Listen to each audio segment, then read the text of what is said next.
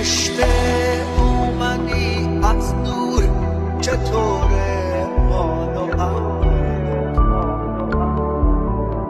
یکم تن خسته راهی بباره رو حالت. فرشته اومدی از دور، ببین از شوق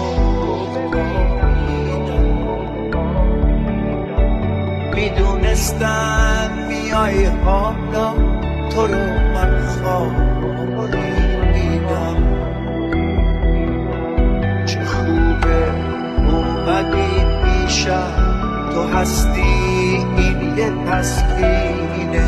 چقدر آرامشت خوبه، چقدر حرفا